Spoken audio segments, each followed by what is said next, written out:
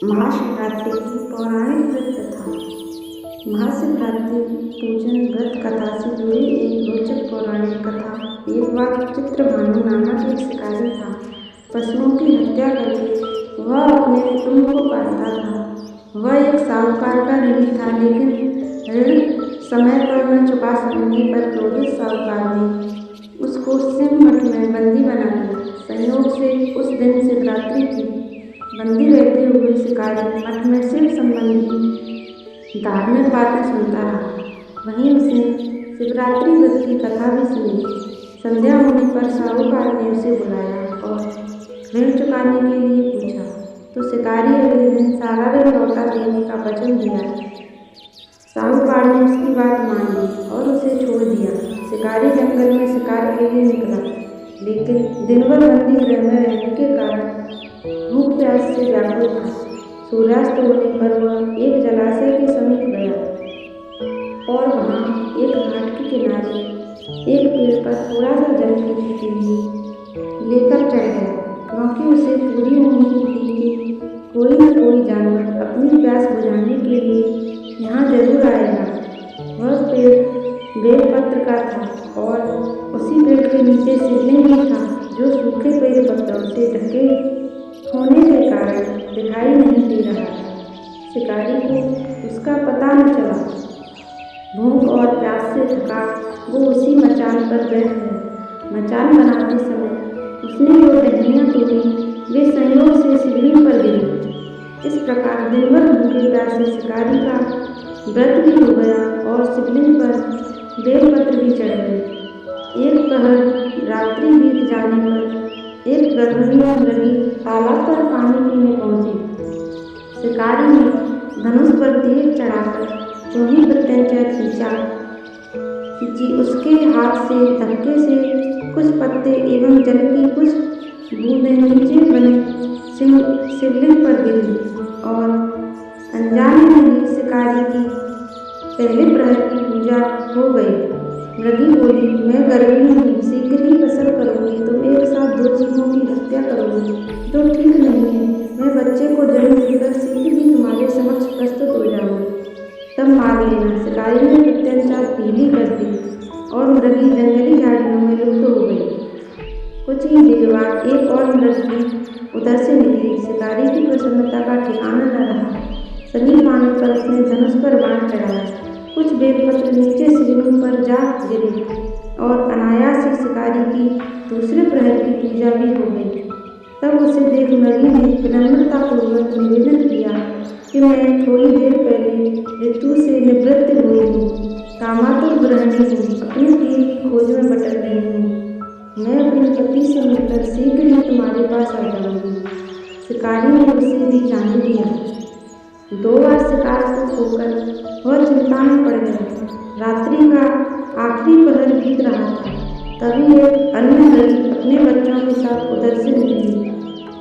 शिकारी धनुष पर तीर चढ़ाकर छोड़ने ही वाला था कि मृगी बोली, मैं इन बच्चों को इनके पिता के हवाले करके लौट आऊंगी। इस समय मुझे मत मारो। शिकारी हंसा और बोला, सामने आए शिकार को छोड़ दूँ, मैं ऐसा मूर्ख नहीं। इससे पहले मैं 2 बार अपना शिकार खो चुका हूँ। मेरे बच्चे भूख प्यास से तड़प रहे होंगे।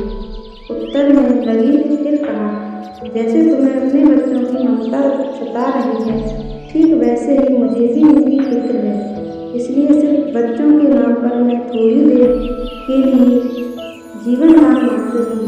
मेरा विश्वास करो, मैं इन्हें इनके पिता के पास छोड़कर तुरंत लौटने की प्रतिज्ञा करती हूँ। मृगी का दीन स्वर सुनकर शिकारी को उस पर दया आ गई।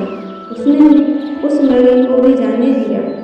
शिकार के अभाव में बेल वृक्ष पर बैठा शिकारी बेलपत्र तोड़कर नीचे फेंकता जा रहा था। उसकी तीसरे प्रहर की पूजा भी स्वतः ही संपन्न हो गई। वो फटने को हुई तो एक हष्टपुष्ट मृग उसी रास्ते पर आया। शिकारी ने सोच लिया कि इसका शिकार वह अवश्य करेगा। शिकारी की तनिक प्रत्यंचा देखकर मृग विनीत स्वर में बोला, भाई, यदि तुमने मुझसे पूर्व आने वाली 3 मृगियों छोटे बच्चों को मार डाला है तो मुझे भी मारने में विलम्ब न करो, ताकि मुझे उनके वियोग में एक क्षण भी दुख न झेलना पड़े। मैं उन लड़कियों का पति हूँ। यदि तुमने उन्हें जीवन दान दिया है तो मुझे भी कुछ क्षण का जीवन दान देने की कृपा करो। मैं उनसे मिलकर तुम्हारे समक्ष उपस्थित हो जाऊंगा। मृग की बात सुनकर शिकारी ने सारी कथा मृग को सुना दी। तब मृग ने कहा, मेरी तीनों पत्नियां जिस प्रकार प्रतिज्ञाबद्ध होकर गई हैं, वे मेरी मृत्यु से अपने धर्म का पालन नहीं कर पाएंगे। अतः जैसे तुमने उन्हें विश्वास पात्र मानकर छोड़ा है, वैसे ही मुझे भी जाने दो। मैं उन सबके साथ तुम्हारे सामने शीघ्र ही उपस्थित होता हूँ। उपवास, रात्रि जागरण तथा शिवलिंग पर बेलपत्र चढ़ने से शिकारी का हिंसक हृदय निर्मल हो गया था। उसमें भगवत भक्ति का वास हो गया था। उसके हाथ से धनुष तथा बाण छूट गया और उसने मृग को जाने दिया। थोड़ी देर बाद वह मृग सपरिवार शिकारी के समक्ष उपस्थित हो गया, ताकि वह उनका शिकार कर सके। किंतु जंगली पशुओं की ऐसी सत्यता, सात्विकता एवं सामूहिक प्रेम भावना देखकर शिकारी को बड़ी ही ग्लानि हुई। उसके नेत्रों से आंसुओं की झड़ी लग गई। उस मृग परिवार को न मारकर शिकारी ने अपने कठोर हृदय को जीव हिंसा से सदा के लिए कोमल एवं दयालु बना लिया। देवलोक से समस्त देव समाज भी इस घटना को देख रहे थे।